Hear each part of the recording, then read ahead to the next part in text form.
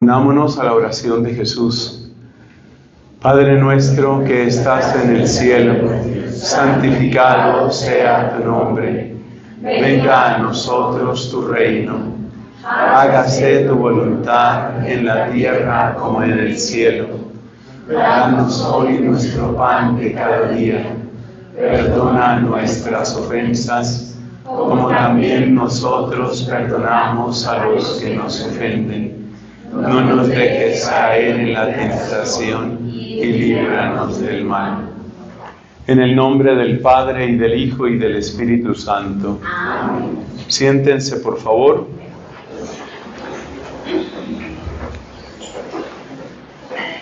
Hermanos, les comentaba la semana pasada que tuvimos Eucaristía de primer viernes de un caso más muy cercano de un joven que había llegado al punto del suicidio y había terminado su vida. Esto sucedió en la ciudad de Madrid. Él es hijo de un amigo muy querido que tengo en ese país. Y incluso antes de esa noticia, que por supuesto nos llena de tristeza, varias veces ustedes me han oído comentar sobre esta pandemia que en algunos casos llega hasta el suicidio, pero en otros casos tiene que ver con una tristeza que la gente no logra quitarse de encima, una sensación de soledad, una sensación de aislamiento. Y por eso, orando, pidiéndole la gracia al Señor, vamos a comentar sobre la desconexión emocional. Esto tiene una introducción y luego 4 puntos. Con la ayuda del Señor vamos a tratar de ser muy concretos por razones de tiempo, pero sobre todo porque queremos que el Señor escriba muy claramente en los corazones. Entonces, empezamos con una introducción. Y la introducción es: ¿qué significa una red de apoyo? Una red de apoyo quiere decir esas personas, ese pequeño grupo de personas en quienes usted siente que se puede apoyar precisamente. Que en un momento de dificultad usted se puede apoyar. El papá del muchacho que les comento, el que murió en España, cuando recibió la noticia, que me parece lo más triste que puede recibir un papá, cuando recibió la noticia de que había un cadáver difícil de reconocer por su fisonomía, por la manera como se suicidó este muchacho, pero un cadáver que tenía el documento de identidad de él y además tenía pues manera de comunicarse con los papás. Cuando él recibe esa llamada y la policía le dice: no podemos garantizar, no podemos estar seguros de que es el hijo de ustedes, pero es nuestro deber avisarle porque esos son los papeles que aparecen aquí. Cuando este hombre recibe esa noticia, se comunica a través del océano, valiéndose de WhatsApp, se comunica conmigo y me envió un mensaje para decirme: esto me acaba de suceder. Por supuesto, yo me llené de mucha tristeza, como ya les dije, pero al mismo tiempo pensaba que yo, pues modestamente, soy red de apoyo para ese hombre. Y me lo ha dicho después de la muerte del hijo, me lo ha dicho ya 2 veces. La primera persona en la que yo pensé cuando esto sucedió fue en ti, me dijo. Eso es una red de apoyo. Esa persona en la que usted piensa cuando una cosa terriblemente dolorosa, terriblemente difícil sucede. Muchas veces son amigos, son amigas, parientes, papá, la mamá, el esposo, la esposa, el novio. Lo importante es que es una persona con la que usted cuenta. Eso se llama red de apoyo. Y está demostrado que la red de apoyo es lo que puede marcar una diferencia frente a muchas dificultades, no solamente frente a una situación tan trágica como la que estamos describiendo, sino en muchas otras circunstancias. Piense usted, por ejemplo, lo que sucede cuando una persona, una mujer, se encuentra con un embarazo inesperado. Supuestamente, ella estaba, que ustedes saben que detesto ese término, ella estaba cuidándose. Y ustedes saben por qué también detesto ese término. Porque cuando decimos que una mujer tomando anticonceptivos se está cuidando, lo que estamos diciendo es que esa mujer está adoctrinando su cerebro para que mire a un hijo como un enemigo, como una amenaza. Pero bueno, una mujer está tomando anticonceptivos, se supone que no va a quedar embarazada, pero queda embarazada. Esa es una situación de angustia para ella, es una situación de preocupación, multitud de sentimientos, recuerdos, ideas le pasan por la cabeza. Es una persona sacudida, es una persona en crisis. Y la pregunta es, ¿a quién acude? Esa persona a la que acude será su red de apoyo. Con mucha frecuencia, el lugar a donde acude esa persona, pues es una amiga. Y para mí es una experiencia muy preocupante y muy dolorosa, que muchas veces quien aconseja el aborto es precisamente una amiga, una supuesta amiga. Entonces mis preguntas aquí son dos. Mi primera pregunta es, ¿tenemos verdaderas redes de apoyo? Y segunda pregunta, ¿qué calidad de apoyo somos nosotros? Esa es la segunda pregunta.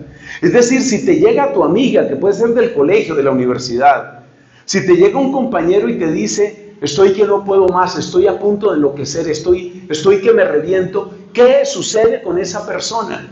¿Con quién se va a encontrar esa persona? Y es ahí donde se vuelve dramático el tema de nuestra predicación de esta noche.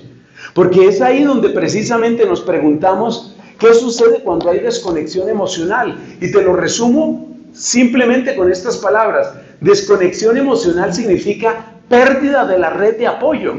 No hay nada más peligroso que un adolescente que no habla. Eso es muy peligroso. No sabemos lo que está sucediendo. Tal vez no está sucediendo nada. Pero tal vez ese adolescente tiene multitud de dudas en su corazón. Muchos adolescentes hoy, debido a la presión mediática, están teniendo dudas, por ejemplo, sobre su identidad de género, como la llaman hoy. Tienen dudas sobre su sexualidad. Y eso se lo comen, eso se lo tragan, o únicamente lo conversan con algunos amigos. Pero viene la pregunta, ¿qué clase de red de apoyo tienen? Cuando una persona empieza a consumir droga, ¿qué clases de red de apoyo tiene? Ese es el tipo de preguntas que tenemos que hacernos. Y aquí es donde se vuelve grave el tema de la desconexión emocional. La desconexión emocional está sucediendo en todas las edades. He dado algunos ejemplos que tienen que ver con jóvenes, pero está sucediendo en todas las edades. A mí me impacta, tanto como los jóvenes, me impacta lo que está sucediendo, por ejemplo, con muchos adultos mayores. Están padeciendo auténticos cuadros depresivos, y esto está sucediendo por todas partes, porque son personas que no interesan, porque son personas que no producen, porque son personas que no son atractivas. Mientras tienes juventud, mientras estás productivo, por ejemplo, económicamente, pues bendito sea Dios, pues hay mucha gente para la que resultas interesante. Pero cuando pasan los años, cuando la piel se aja, cuando los ingresos disminuyen, cuando tu inteligencia ya no tiene la agilidad, ¿ahí qué sucede? Y esas personas también están padeciendo desconexión emocional. Desconexión emocional están padeciendo muchas personas discapacitadas. Personas que no representan ningún beneficio, ningún lucro, ningún interés para los demás. Ustedes se dan cuenta de las connotaciones que esto tiene. Ahí termina nuestra introducción. Después de la introducción vamos con un primer punto bíblico. Yo le pedí mucho al Señor, yo llevo semanas pidiendo por este tema, orando por este tema, porque sé que es algo dramático. Y les repito, no es solamente por la cuestión del suicidio, es algo dramático. ¿Y qué sucede? Que nos vamos a la Biblia, vamos a la parte bíblica. Le pedí mucho a Dios que me ilustrara, que me mostrara alguna luz de parte de la palabra de Dios. Porque la carta a los Hebreos dice, la palabra de Dios es viva y es eficaz. Entonces me voy a la palabra de Dios. ¿Y qué encuentro? Pues después de orar y de buscar, me encontré con el pasaje del libro del Génesis, el pasaje de Babel. Y realmente ha sido una luz preciosa, es lo que les voy a compartir ahora. La historia de Babel es la historia de una humanidad que va creciendo, pero va creciendo dentro del orgullo, va creciendo en arrogancia. Y ese Babel que va creciendo es un proyecto, un modelo de humanidad que se propone tres cosas. Grandeza, vamos a ser famosos. Unidad, vamos a trabajar juntos. Y además, altura, vamos a llegar al cielo. La historia muestra que estos tres elementos de Babel en realidad eran ilusiones. Una ilusión de grandeza, una ilusión de unidad y una ilusión de cielo. Una ilusión. Y lo que hace Dios al producir la confusión es sacarlos de esa ilusión, sacarlos de esa mentira. Eso es lo que hace Dios. Pero lo que quiero destacar en primer lugar es eso. Cómo hay una ilusión, repito las tres ilusiones, porque en realidad son tres. Ilusión de grandeza, ilusión de unidad e ilusión de cielo. Me llama la atención en esto de la ilusión de unidad una explicación que hace Santo Tomás de Aquino. Santo Tomás de Aquino dice que una persona perversa no tiene amigos, solamente tiene cómplices. Porque el malvado necesita de otras personas. Por ejemplo, van dos en una motocicleta. Es una modalidad de atraco que realmente ha afectado a muchísimas personas. Van dos en una motocicleta. Uno maneja y el otro es el que le cae a la víctima. Por ejemplo, le quita, qué sé yo, el portafolio, el celular, lo que sea. Luego corre, se sube a la motocicleta, huyen los dos. Entonces, el razonamiento que hace Santo Tomás es, ¿esos dos son amigos? ¿Son en verdad amigos? Y responde que no. Son cómplices, que es algo distinto. Y dice él, después de cometido el robo, o el crimen, o lo que sea, pues evidentemente les toca repartir. Y no quisiera repartir. Es decir, si pudiera hacer el atraco él solo, lo haría solo. Y entonces no tenía que estar repartiendo. Esto significa que la maldad no produce unidad, sino solo ilusión de unidad. Y la ilusión de unidad puede llegar muy lejos, no solo en temas de dinero, puede llegar muy lejos.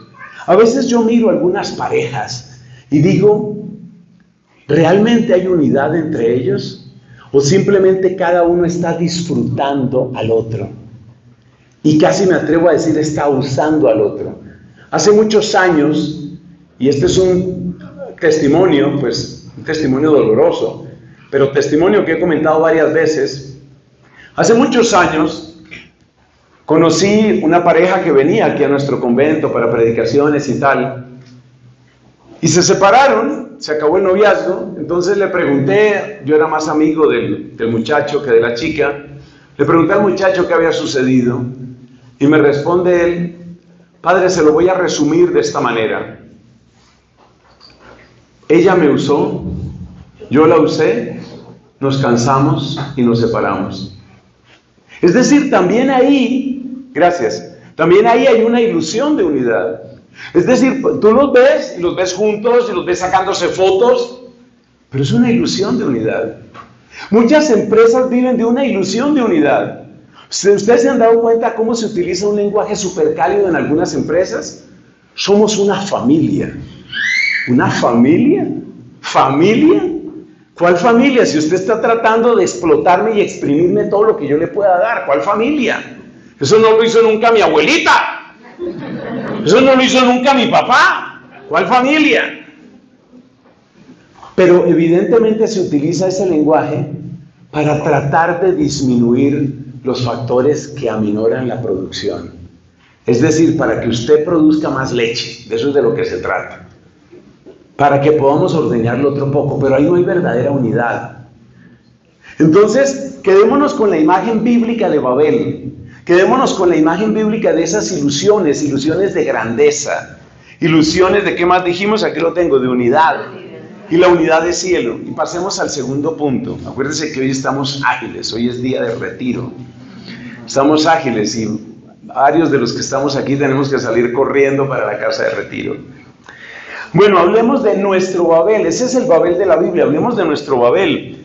Mira, como en Babel, en nuestra época también termina habiendo un momento de ruptura, una incapacidad radical de acercarse al prójimo. Como papá, como padre espiritual, yo sufro viendo lo que sufren los papás, que muchas veces dicen, en la habitación de al lado vive un desconocido, que lleva mi apellido, pero es un desconocido. Vivimos como desconocidos. Hay gente que duerme con un desconocido. Realmente no sé en dónde está el corazón de mi esposo. Realmente no sé en dónde está el corazón de mi hija. Es decir, tenemos relaciones supuestamente corteses, supuestamente respetuosas, pero hay unos momentos de ruptura muy grandes. Pero lo grave no es solo que haya rupturas, porque finalmente, si somos seres humanos distintos, no podemos coincidir en todos los intereses y todos los gustos. Es natural que haya rupturas. Lo grave no es eso. Lo grave es que hemos perdido la habilidad de recorrer el camino hasta el corazón del hermano. Hay muchas esposas que no saben cómo llegar al corazón de su esposo. Hay muchos papás que sienten que hay años luz entre ellos y sus hijos, y los hijos viven en la misma casa. Ese es el drama de la desconexión emocional. ¿En qué más se parece nuestro tiempo a Babel? Lo primero es la ruptura, ¿no? Segundo, tenemos también ilusiones de grandeza, de grandes objetivos y de gran unidad, y ya tienen un nombre, se llaman Agenda 2030. La Agenda 2030, si usted la examina, es exactamente eso. Es nosotros, ustedes y nosotros, todos juntos, vamos a construir una civilización que va a ser ecosostenible, donde no va a haber pobreza, donde se van a respetar los derechos de todos. Y uno dice, a ver, ¿no es otra vez la historia de Babel? ¿No es otra vez aprendimos a poner ladrillos y sentimos que podemos llegar hasta el cielo? No es que esté mal pensar en grande. Lo que a mí me aterra es que ahí no aparece por ninguna parte la increíble capacidad de miseria y traición que tiene el corazón humano, y no aparece, lo que es más grave, la increíble capacidad de compasión y poder y sabiduría que hay en Dios. Lo que a mí más me preocupa, la Agenda 2030, que me preocupan muchas cosas, sobre todo las que tienen que ver con defensa de la vida y con temas de lo que llaman género, lo que a mí más me preocupa de 2030 no es ni siquiera eso. Lo que más me preocupa es que no tienen su presupuesto la miseria del corazón humano. En mis diálogos con gente que está trabajando en sus respectivas empresas, en sus respectivas, qué sé yo, fábricas, compañías, en fin, yo lo que me doy cuenta es que mi papel muchas veces como consejero es decirle a la persona, mira, hay mucha maldad, hay mucho egoísmo. Me da mucha tristeza que esos son los consejos que uno tiene que darle, sobre todo a las personas que están entrando en el mundo laboral. Mira, date cuenta que hay mucha maldad, o sea, no le pongas tu corazón a eso. Es un medio de subsistencia, hazlo bien, hazlo correctamente, pero no le des tu corazón a eso, no vale la pena. Entonces la Agenda 2030, ¿en dónde está tomando en cuenta las miserias del corazón humano, que tienen un nombre precioso en teología y se llaman pecado? El pecado no aparece en la Agenda 2030. Como si nuestro cemento, acuérdate de la argamasa de la Torre de Babel, como si nuestro cemento fuera perfecto, ¿no? No se nos va a caer nada, nada va a fallar. Cada uno de nosotros tiene la capacidad de ser un monstruo de egoísmo, hombres y mujeres, niños y ancianos, enfermos y sanos. Y hay gente que puede tener la cara muy bonita y ser un monstruo de egoísmo. Entonces la Agenda 2030 no toma en cuenta eso, y la Agenda 2030 no tiene en cuenta que es mucho más grave el poder transformador de Dios precisamente para sostenernos en medio de las miserias que tenemos. Entonces la Agenda 2030 es una gran representante de lo que es Babel en nuestro tiempo.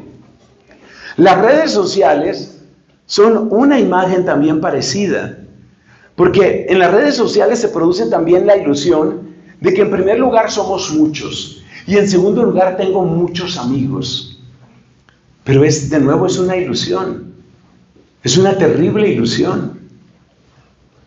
Otro ejemplo de Babel en nuestro tiempo Esa arrogancia que una vez más descarta a Dios, la arrogancia de creer que yo puedo tener mi propia espiritualidad y que a través de mis ejercicios cerebrales, llámense meditación zen o cualquier nombre que tengan, a través de mis ejercicios cerebrales y a través del potenciamiento de mi mente, a través de esa especie de transformación que yo mismo hago de mí, yo voy a llegar a unas alturas fantásticas, que es más o menos lo que ofrece la nueva era.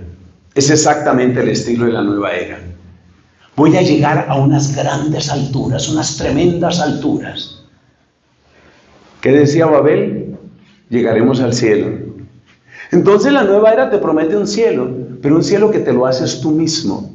Un cielo que tú vas construyendo a partir de tus meditaciones, a partir de tus ejercicios, a partir de tu cerebro trabajando. Esa es la nueva era. Finalmente, para cerrar este punto de nuestro Babel, para que se vea que también estamos en Babel, y que de hecho Babel es lo que está produciendo la desconexión emocional, date cuenta del tema del empoderamiento. Me pareció tan agudo lo que enseñó el Papa Benedicto en sus postreros años con respecto a género. Decía él que el género, lo han dicho varios, pero uno es el Papa Benedicto, que el género es la rebelión última de la criatura contra el Creador. Es decir, yo puedo hacer de mí lo que quiera. Mañana por la mañana puedo amanecer mujer. ¿Qué opinan? Puedo amanecer mujer. Yo puedo hacer de mí lo que yo quiera. Y después viene el transhumanismo y el transespeciesismo, que no lo sé ni pronunciar. Entonces yo me identifico, yo me creo, yo soy gato, y el que no me diga gato y me diga miau, entonces no merece mi respeto ni mi respuesta, porque además me está ofendiendo. Entonces fíjate que detrás del empoderamiento hay una especie de deificación, una especie de autodivinización. Yo soy poderoso, yo puedo hacer de mí lo que yo quiera. Gracias a Dios, muchos psicólogos están despertando y le están advirtiendo a la gente el daño tan salvaje que se crea con esa mentalidad. Si ustedes buscan en internet, obviamente no lo hagan ahora, pero si ustedes buscan, pongan entre comillas pensamiento positivo y luego la palabra crítica, ustedes se van a encontrar varios artículos, varios de ellos muy buenos, donde los psicólogos están denunciando esa práctica, el daño psicológico que trae el pensamiento positivo. Lo voy a tratar de resumir aquí. ¿Cuál es el daño que trae esa idea de que si yo lo pienso, lo logro? Que eso también lo repiten, por todas partes me sale a mí en Instagram. Si tú puedes soñarlo, puedes alcanzarlo. Si les han salido cosas de esas, me miran así con cara de que usted qué redes consulta, no las de todas. Sí. Si puedes soñarlo, puedes alcanzarlo. Y la gente se lo cree. Entonces, ¿cuál es el grave problema de eso? Que supone una desconexión. ¿De qué clase? Una desconexión con la realidad. ¿Por qué? Porque usted dice, para el mes de enero, año 2024, voy a ser campeón de 100 metros planos. Pues llega enero de 2024, enero de 2025, año 2030, año 2080 y nunca gané los 100 metros planos. La expectativa irreal es garantía de frustración. Y el pensamiento positivo y el endiosamiento de la mente humana solo puede conducir a la más profunda frustración. Pero como resulta que me han enseñado las redes sociales que el único responsable de mi éxito soy yo, porque yo tengo que ser la supermodelo, o tengo que ser el astronauta, o tengo que ser el empresario exitoso, o tengo que ser el que no se equivoca, o tengo que ser la esposa perfecta, o tengo que ser el novio perfecto, y todo depende de mí. ¿Qué crees que pasa cuando la persona empieza a estrellarse contra la realidad? Que entonces solo encuentra un culpable. El único culpable soy yo, y por consiguiente la persona se hunde en una espiral. Tengo varios amigos psicólogos, un hermano psicólogo, bueno, ustedes me conocen, todos me dicen el grave problema que tenemos hoy, o uno de los graves problemas que tenemos hoy, se llama depresión y el otro problema se llama ansiedad. Y ambos están conectados con este tipo de pensamiento de endiosamiento. Porque si tú eres el único que tiene que lograr todo lo que quiera, te obligaron a ser Dios. Y ya cuando te lo pongo en esos términos, ya sé que no te gusta. Pretenden obligarnos a ser Dios. Te obligaron a ser Dios. Y como no vas a poder ser Dios, entonces te vas a hundir. Porque el único culpable eres tú. Y como tú eres el único que tenía que lograrlo, porque todo se supone que es lo que me sale todos los días en Instagram, todo se puede lograr con empeño, con pasión, una palabra que hoy la utiliza muchísimo, pasión y disciplina, pasión y disciplina. Entonces, con pasión y disciplina puedo hacer que me crezca el cuello. Con pasión y disciplina puedo llegar a ser astronauta, con pasión y disciplina voy a vencer los 200 metros planos. Y no todo es pasión y disciplina. Y entonces cuando yo fracase, ¿qué va a pasar? Que me voy a hundir, porque entonces no soy el esposo perfecto, no soy la novia perfecta, no soy, y la persona se hunde. Hablemos de las consecuencias, nuestro tercer punto. Pues la primera, ya la he mencionado, es la frustración. Porque en el mundo real no puedo hacer lo que hago en el mundo virtual.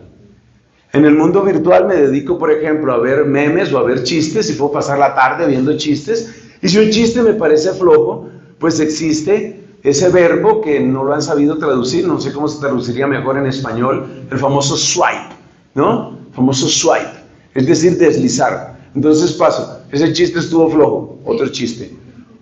Ese meme no me gustó, otro meme. Esa perspectiva de noticia no me gustó, otra noticia. Ese bikini no me gustó, otro bikini. Ya está. Pero ¿qué pasa? Que usted luego aterriza en la vida real y usted dice, esa esposa no me gustó.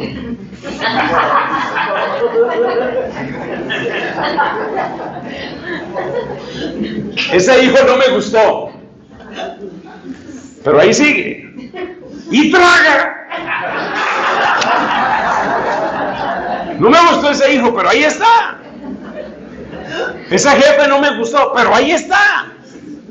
Entonces fíjate que la irrealidad de Babel, de nuestro Babel, nos prepara para las peores frustraciones, porque estamos perdiendo las destrezas de reconexión. Si usted quiere el resumen de toda esta predicación es ese.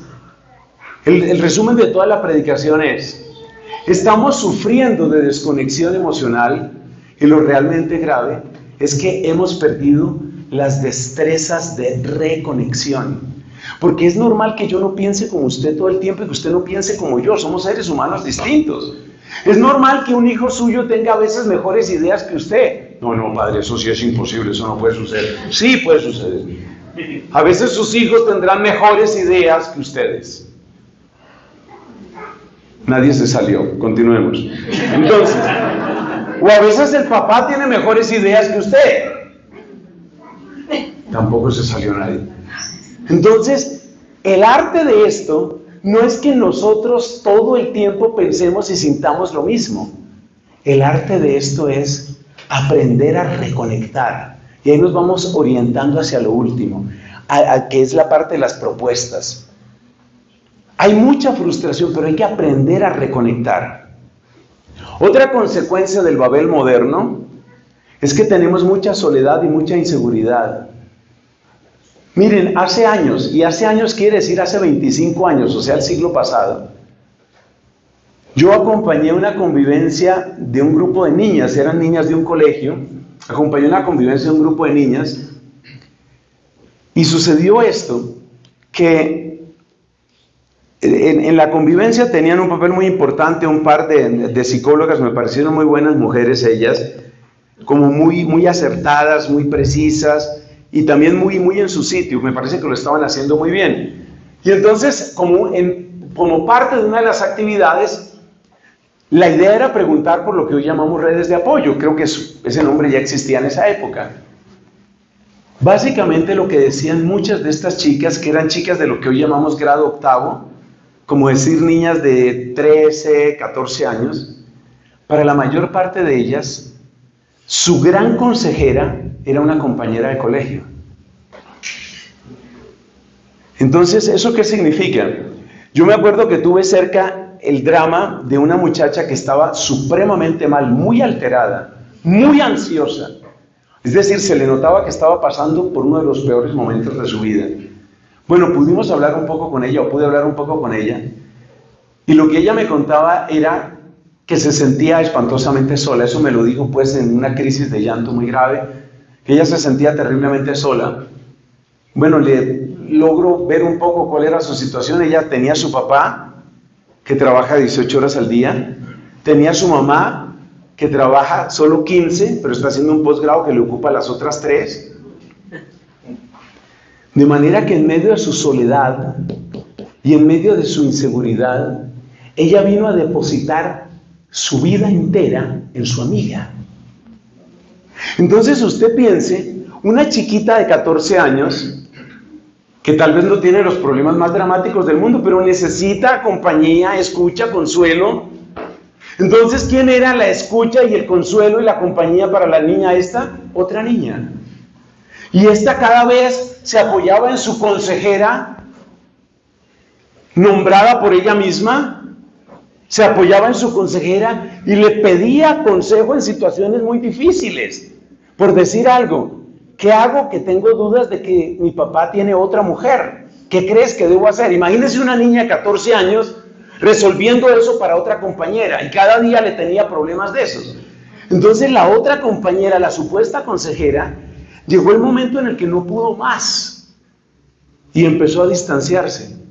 Ese fue el momento de la crisis de esta, porque ella no tenía papá prácticamente, no tenía mamá prácticamente, y toda su consejería la recibía de una doctora de 14 años que está en grado octavo. Esa era toda su consejería. Por supuesto, la otra se reventó, no pudo más, empezó a apartarse y esta sintió que literalmente se estaba hundiendo en el peor de los abismos. Eso está viviendo mucha gente. Eso se llama soledad e inseguridad. En el mundo virtual estoy expuesto a ser ignorado, bloqueado. Hay una palabra que ya la conocen la mayor parte de los jóvenes: ghosting. Ghost significa un fantasma. Ghosting es exactamente lo que hace 25 años antes de redes sociales le hizo esta muchachita a la otra. Es decir, llegar a un momento en el que se corta la comunicación. Y se corta la comunicación es que no te respondo nada o te bloqueo. A mí me aterra, mire, uno de sacerdote tiene experiencias muy bellas, pero algunas también son muy duras. A mí me asombra, por ejemplo, cuando recibo algunas consultas de otros países. Hace poco me escribía una muchacha desde México, Nos conocimos en algún congreso, ella estaba ahí con su familia. Aparentemente no tenía nadie más a quien escribirle. Resulta que ella estaba construyendo una relación que ella consideraba que iba bien, una relación afectiva. Un chico que indudablemente le gustaba, pues tenía sus dificultades en la relación, como toda relación, pero se supone que iban en buen camino. Y de repente este muchacho oprimió un botón que se llama block y la bloqueó y desapareció y no dejó ninguna explicación y nunca dijo adiós y nunca nada. Eso es ghosting y es la cosa más destructora que tú te puedes imaginar, sobre todo cuando una persona está sufriendo de soledad. Esas son las consecuencias de Babel. En el momento en el que no me interesa la persona, listo, se queda en visto eternamente, desaparece. Bueno, a mí me lo han hecho. A mí me lo han hecho. Y les voy a contar algo más triste. A mí me lo han hecho sacerdotes. Hay sacerdotes que me bloquean y hay sacerdotes que me han dejado en visto eternamente. Ustedes saben que hay gente que lo quiere a uno, pero hay gente que lo mastica y lo mastica. Y lo mastica, pero no lo pasa. Y sobre todo por temas doctrinales, ustedes saben que para mucha gente yo, lo mismo que otros sacerdotes, no sé si ustedes han oído de un sacerdote que se llama, firma el Padrecito Millennial. ¿Han oído del Padrecito Millennial?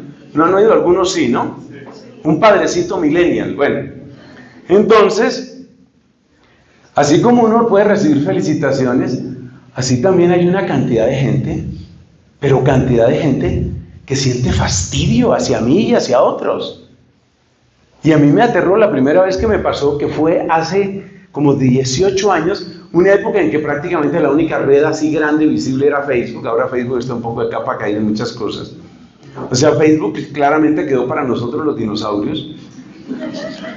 Entonces, y bueno, yo publico mis cosas, las de siempre, el arrepentimiento, la sexualidad como Dios lo mandó, la amistad, los sacramentos. Y empezamos a tener diferencias con un sacerdote y de repente fui a buscarlo, no, estaba bloqueado. Bloqueado.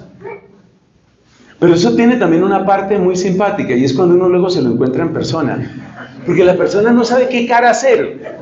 No, porque, o sea, hola, mucho gusto, Brian. Y desaparecer. Hay que desaparecer en persona. Hermanos, estamos repitiendo en la vida real la vida virtual.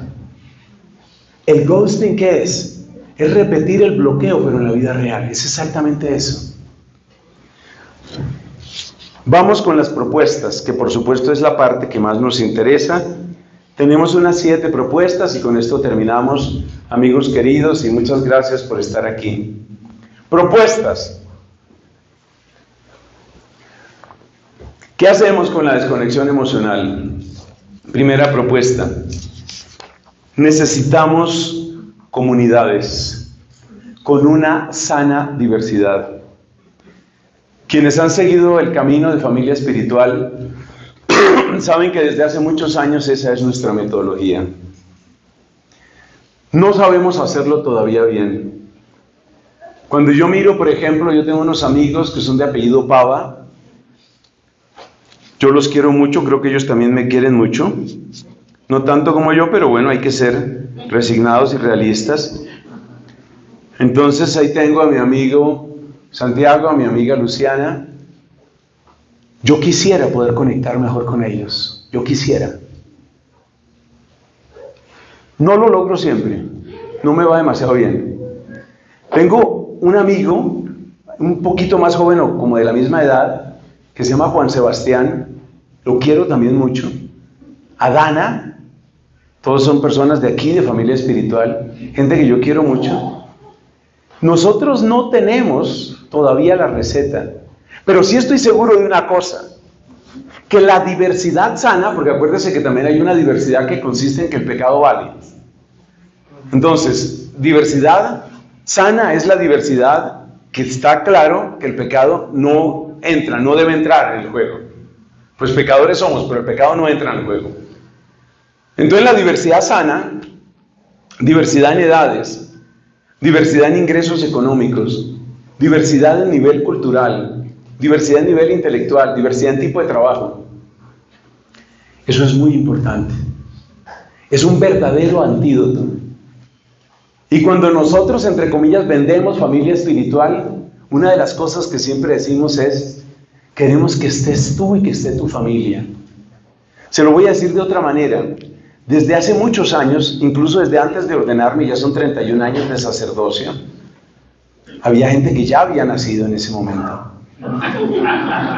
Mire,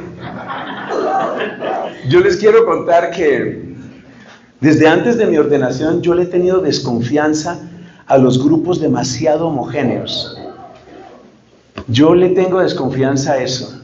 Ustedes me han oído varios chistes, todos son malos mis chistes, pero son especialmente malos los chistes de los grupos juveniles. El grupo juvenil que en el año 95 tenía un promedio de edad de 15, en el año 2000 tiene un promedio de edad de 20, en el año 2010 tiene un promedio de edad de 30, y así sucesivamente. En el año 2020 promedio de edad de 40 y así sucesivamente. Y ellos se siguen sintiendo jóvenes. Mire, puede haber actividades específicas para jóvenes, Puede haber, así como puede haber y debe haber actividades específicas, por ejemplo, para los sufridos hombres. Esto para, bueno, los hombres. No todos son sufridos. Pero debe haber actividades para los hombres.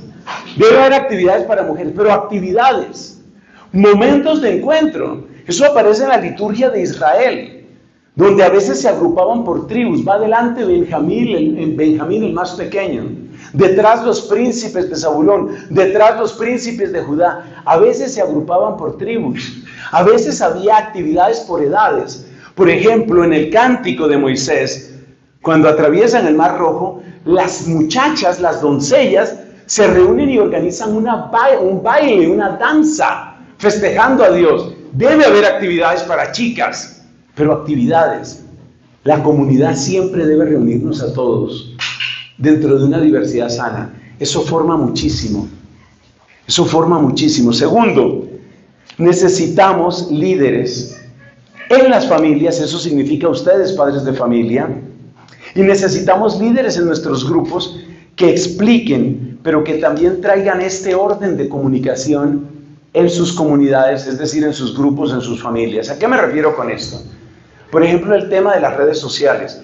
Yo sé que hay mucha gente que está adicta a celulares, adicta a tabletas. Hay verdadera adicción. Pero hay que poner reglas en la casa. Suceda lo que suceda, hay que poner reglas en la casa. Porque es que si no, lo que sigue después, en 1 año, en 2 años, en 5 años, se llama desconexión emocional con todo su desastre. Entonces necesitamos que haya reglas en la casa. Y reglas en la casa significa que usted sea capaz de estar en una conversación donde no entiende todo. Por ejemplo, yo admiro a esta hermosísima niña que se gana todos los premios. ¿Cómo se llama tu sobrina, John Jairo? Sara.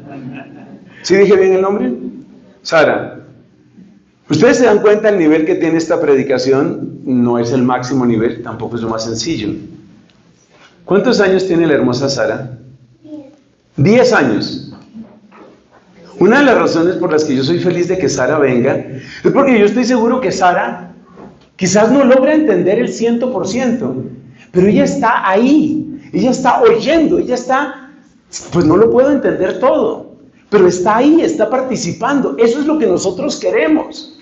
Por supuesto que también necesitamos más actividades para niños, más actividades para adolescentes, más actividades para jóvenes, porque no todos los adolescentes tienen mentalidad de viejito como tenía yo. Varias personas me han diagnosticado, yo nunca tuve infancia, es lo que me dicen.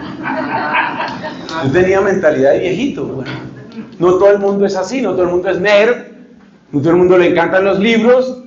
Hay que tener otras actividades, pero es necesario que la comunidad tenga unas reglas, tenga un orden, y es necesario participar. Y si no entiendes todo, si no logras comprender todo, si no siempre eres protagonista, quédate. Aprende el lenguaje. Cuando viví aquellos años, para el tema del doctorado, por favor, atención ahí eso que está sonando. Cuando viví aquellos años en Irlanda, donde solamente se hablaba inglés, pues para mí la inmersión fue total. Porque resulta que desde el día número 2, el día número 1 yo llegué tarde, mi vuelo, pero desde el día número 2, yo tenía que sentarme al comedor y solo se hablaba inglés. Mi nivel de inglés, vamos a decirlo de esta manera, was very, very poor. Entonces yo estaba ya en esa mesa y yo miraba, y lo único que entendía es, esto es sopa, esto es seco. Pero así se empieza.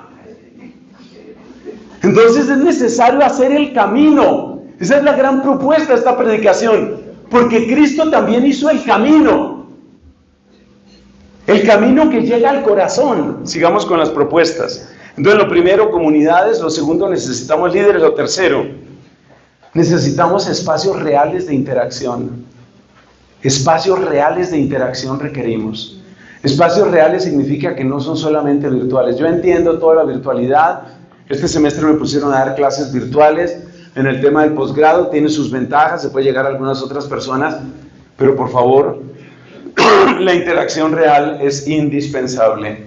Necesitamos espacios reales de interacción. Y los espacios reales de interacción significan personas específicas con sus necesidades específicas. Mire, yo creo que un taller que tendremos que hacer, vamos a ver cuándo lo logramos hacer. Un taller que tenemos que hacer es un taller de conversación, porque estamos perdiendo la capacidad de conversar. O sea, suena increíble, pero es que yo le oí a un profesor universitario muy serio que decía: la humanidad está perdiendo la capacidad de leer. Y yo pensé que era un chiste. Después me puse a mirar pensum de universidades y resulta que hay una cantidad de universidades donde en los primeros semestres dan una cosa que se llama lectoescritura. Y yo decía: lectoescritura, a mí eso me suena a tercero de primaria.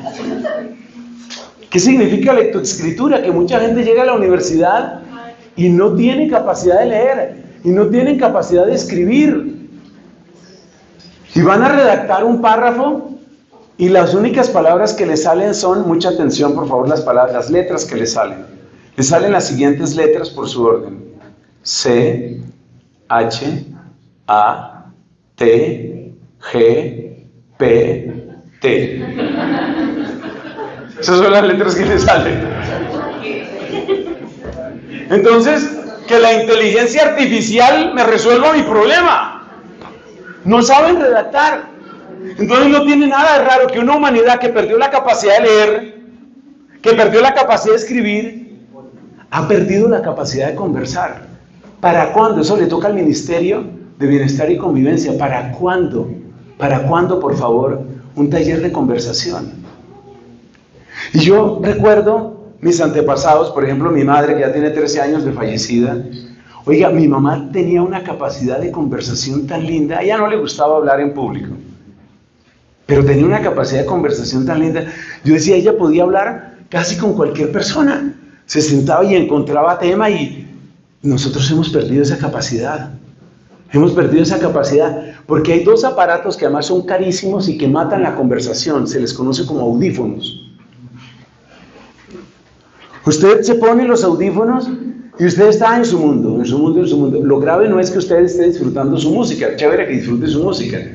El problema es que usted pierde la capacidad de la conversación, la capacidad de hablar. Necesitamos recuperar la capacidad de conversación en espacios reales. Cuarto, necesitamos volver al ejercicio de verbalizar. En uno de los talleres que nosotros hacemos, en el taller SOA 2, que varios de ustedes lo han hecho, en el taller SOA 2, una de las cosas que se hace es ayudarle a la persona a que aprenda vocabulario.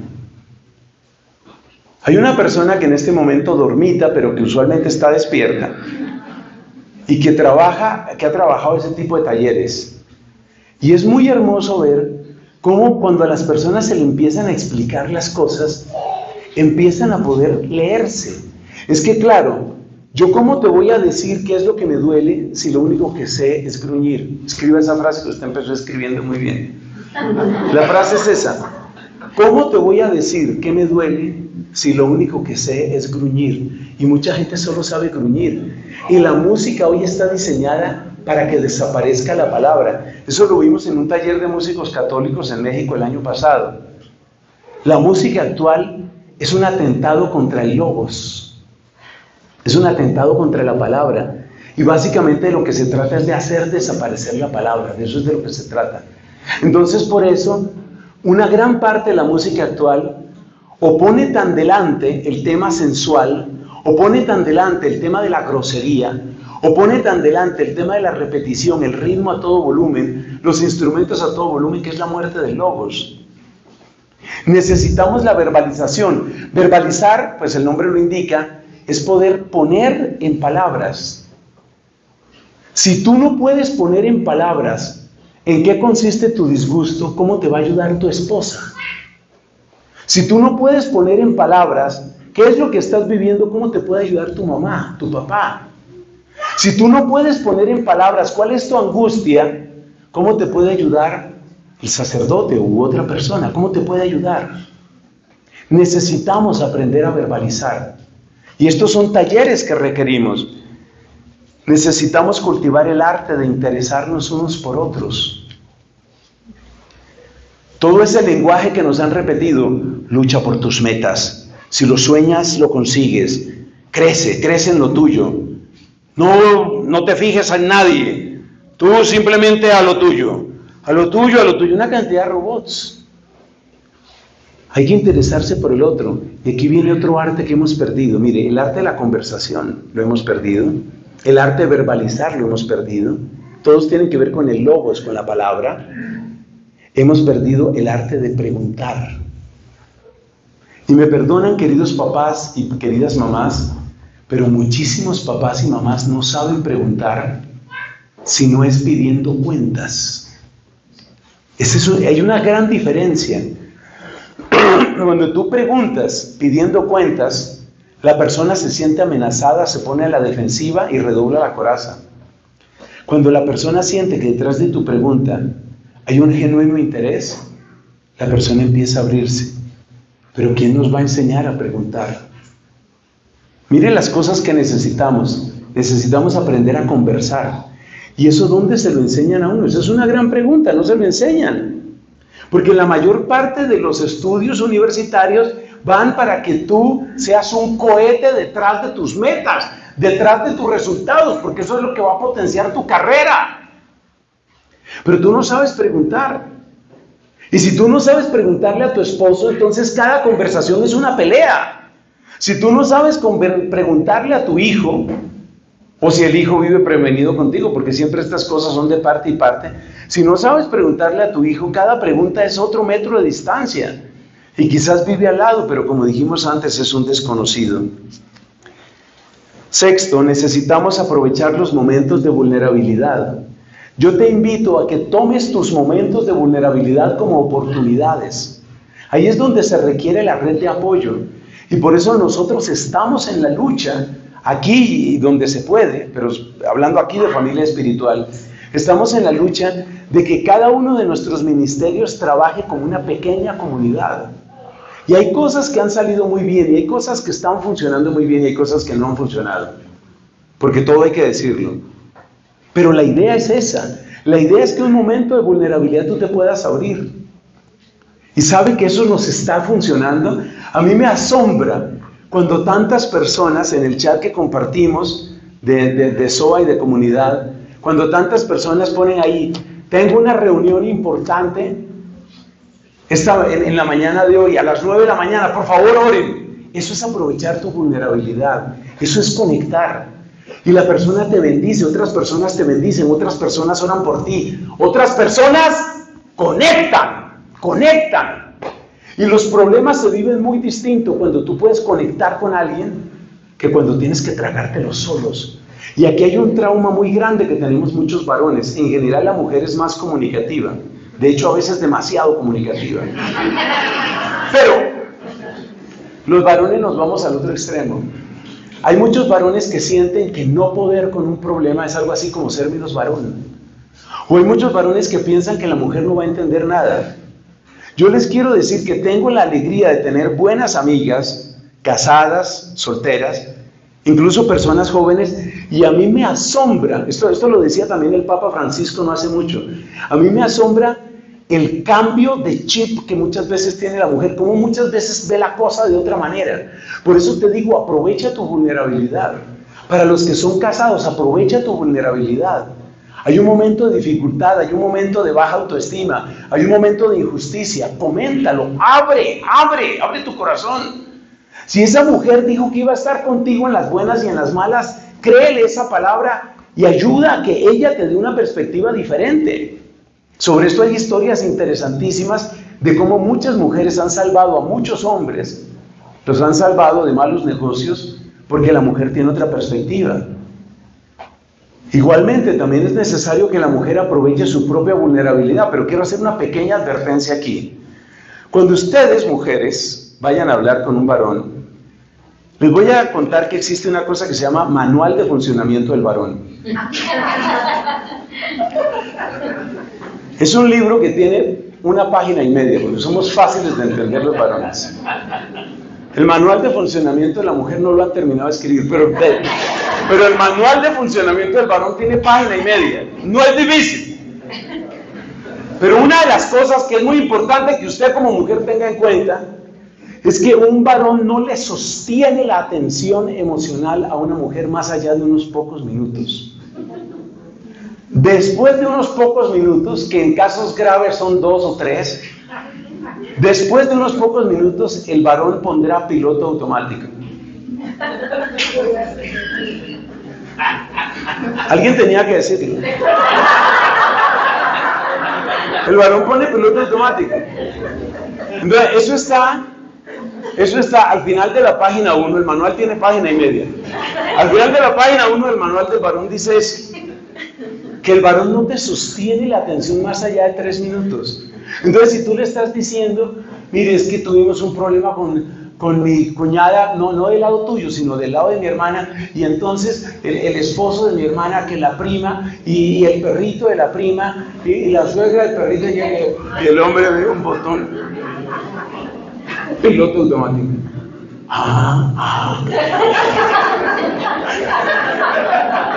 No, terrible.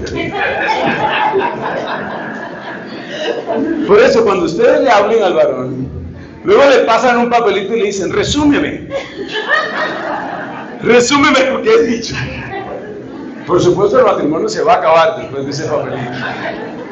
Entonces, mujeres, por favor, mujeres, ustedes son muy lindas, son hermosas, son lo más bello de la creación visible, porque los ángeles le ganan, sorry about that.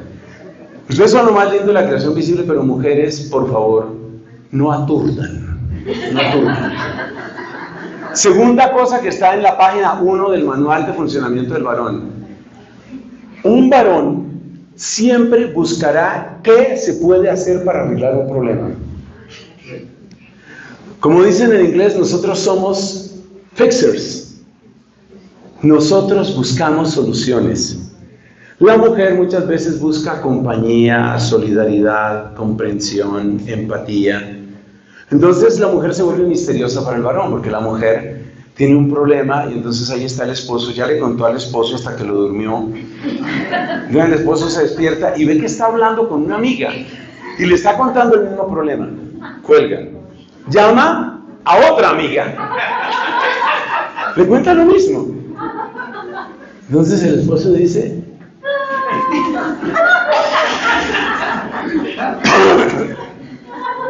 ¿cuál es el sentido de esto?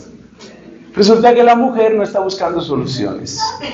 La mujer está buscando compañía, solidaridad, empatía, todo ese tipo de cosas. Entonces esto todo tiene que ser de parte y parte. Varones, vuélvanse más empáticos. Mujeres, no hablen tanto y entiendan que si usted le habla a un varón y el varón no tiene cómo proponer una solución, o la solución que él propone, usted se la descalifica, usted es como si le estuviera diciendo, usted no es lo suficientemente hombre. Eso es lo que siente un varón. Si usted le habla a un varón y el varón propone algo como solución y usted se la descalifica, el varón siente una de dos cosas y ambas son desagradables.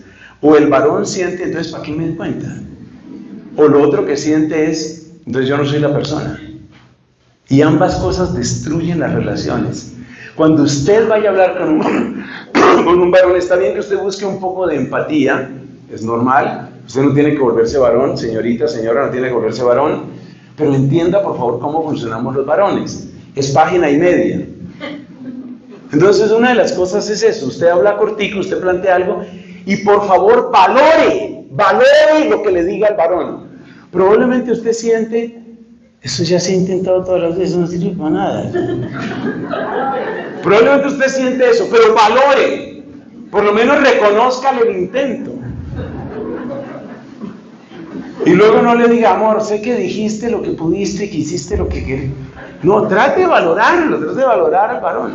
Bueno, entonces necesitamos valorar los momentos de vulnerabilidad. Son los momentos para conectar. Este es un error que muchos papás cometen con sus hijos. El hijo, por ejemplo, tiene un fracaso, pero tenga en cuenta que a los hijos no les duelen lo mismo los fracasos que le duelen a usted. Porque para muchos papás los fracasos que más les duelen son los fracasos que tienen que ver con lo académico o con lo laboral. Si el hijo le fue mal en el trabajo, si al hijo le fue mal en el estudio, eso es gran preocupación para los papás. Y resulta que a los hijos a veces les preocupan otras cosas. Yo me he encontrado, por ejemplo, con muchos hijos que tienen una gran preocupación porque está mal la relación con sus amigos, con su grupo de amigos, o porque les fue mal en una presentación artística, o porque no tuvieron un buen resultado en el equipo deportivo. Y esas cosas no las suelen valorar los papás. Entonces, si tú ves que tu hijo está así como un poquito depre porque le fue mal en su partido, aprovecha ese momento. Ese es el momento para conectar con él. Porque si le fue mal en el partido y dice, ay, un partido hoy, otro partido la semana entrante, desconexión. ¿Sabe dónde habla más San Pablo de este tema? En el capítulo 12 de la carta a los Romanos. Él lo dice solo con una frase: aprendan a reír con los que ríen, a llorar con los que lloran. En cuanto es posible para ustedes, tengan todos un mismo pensar y un mismo sentir. Es esto que estamos hablando aquí. Se llama conexión emocional. La Biblia sabe de esto. Y si San Pablo lo recomienda a una comunidad de paganos, es porque el paganismo está marcado desde siempre por un profundo individualismo que no es otra cosa sino adoración del ego. Entonces aproveche el momento de vulnerabilidad. Tenga en cuenta que su hija no tiene necesariamente las mismas prioridades de usted. Para usted lo mejor es que su hija mejoró su nivel académico. Esa es mi hija, una gran muchacha, bien, así se hace. Pero resulta que ella está mal por otras cosas, a ella le preocupan otras cosas. Usted puede hacer una lista de las cosas que le preocupan a su hijo o a su hija, las que le preocupan a él o a ella. No las cosas que usted cree que deben ser más importantes para él o para ella. Hay que saber aprovechar los momentos de vulnerabilidad. Esos momentos bien aprovechados son claves. Y una última palabra que quiero decir sobre esto. Esto vale también de los hijos hacia los papás. Porque tenemos a muchos hijos que creen que se lo merecen todo y que tienen cero empatía con respecto a los papás. Entonces el papá está angustiado, con gastritis, además se le está cayendo el pelo, anda pobre, panzón, se le varó el carro, y el hijo lo único que piensa es: papá necesito, papá quiero. Su papá también es un ser humano, hermanito. Su papá también sufre, también se cansa, también quiere que le preguntes cómo está él. Él no es una máquina, no es un cajero automático, simplemente él también tiene necesidad. Eso es reconexión emocional y todos podemos ayudar en eso. Por último, última recomendación, pero por supuesto la más importante: no se nos olvide la necesidad de orar unos por otros. La oración nos abre mucho los ojos. Ya que he evocado la memoria de mi mamá, una de las cosas que hacía mi mamá con frecuencia, y lo he comentado otras veces, es que ella oraba por personas desconocidas. Yo le escuché varias veces, y por supuesto vivíamos distantes físicamente, pero yo le escuché varias veces que compartíamos, por ejemplo, un transporte público o algo, y me decía como en confianza: yo creo que ese muchacho tiene un problema grave. Lo veía en la mirada, lo veía en la actitud, y hacía oración por desconocidos. Yo creo que mi Dios le dio a mi mamá una capacidad de conexión emocional tan grande, creo que por eso, porque ella oraba mucho. Ella oraba mucho por las personas, sobre todo cuando veía a alguien que tenía cara. Entonces ella entraba en un discernimiento: ¿es simplemente feo o tiene problemas? Que es una cosa que hay que aclarar, porque hay gente que no es que tenga problemas, es que ya es así. Pero hay que hacer ese discernimiento, ¿no? Tal vez la persona no es fea, sino la persona sucede que tiene un problema. Entonces hay que hacer oración. Y tenemos que ponernos en la tarea de reconectar. Pónganse de pie, por favor. Vamos a cerrar este momento de enseñanza. Y por supuesto continúa nuestra asamblea. Obviamente continúa nuestra asamblea. Padre Dios, me enamora el nombre que Santa Catalina de Siena le da a tu Hijo Jesucristo. Lo llama el puente, el que conecta, el que es capaz de conectar cielo y tierra, el que es capaz de conectar el corazón del Dios Santísimo con nuestros corazones tantas veces sucios, tantas veces solos, fríos y tristes. Padre Dios, tú nos diste a tu Hijo para que pudiéramos conectar contigo y conectar entre nosotros, para que fuéramos comunión, para que fuéramos coinonía, no para que fuéramos Babel, no para que fuéramos islas de tristeza y de angustia y de soledad y de depresión. Padre Dios, míranos con bondad. Ayúdanos a comunicarnos. Tú que le diste el don del habla a tantos mudos. Tú que le diste el don del habla a tantos mudos y el don de la escucha a tantos sordos. Toca nuestros oídos para que abramos nuestros oídos a nuestros hermanos y toca nuestra lengua para que aprendamos a comunicarnos. Gracias, Padre Dios, por este momento. Gracias por esta comunidad. Gracias por cada persona a la que pueda llegar este mensaje. Gloria al Padre, y al Hijo, y al Espíritu Santo. Como era en el principio, ahora y siempre, por los siglos de los siglos. Amén.